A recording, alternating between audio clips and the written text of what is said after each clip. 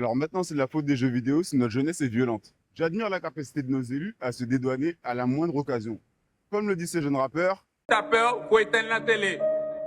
Déjà, si tu as peur, tu regardes pas de film d'horreur. on constate l'exode massif de notre jeunesse à cause de la discrimination à l'embauche, de la violence et du manque de formation.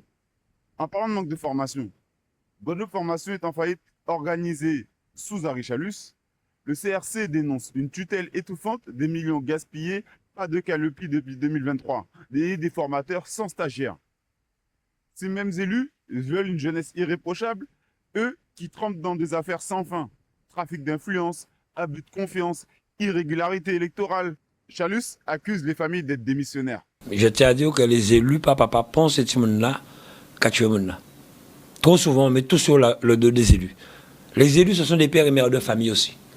Les élus ont des enfants aussi, la plupart des élus. J'avais tué un petit jeune, je me rappelle, dans une commune, et la maman avait dit c'est la faute des élus, parce que le garçon n'avait pas travaillé.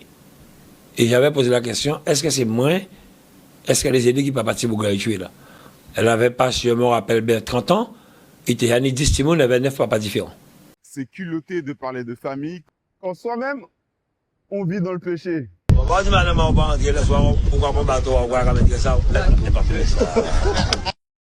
Lui, condamné en appel pour ses comptes de campagne, reste président, exemplarité zéro. Olivier, ne viens pas gratter de l'électorat sur ma vidéo, continue de verser du coca dans le caniveau ou teste les trottoirs de ta ville en fauteuil roulant, c'est mieux.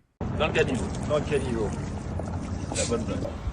Regardez, là, il y a un passage, je ne peux pas y aller. Abonne-toi, j'aime pas chaud.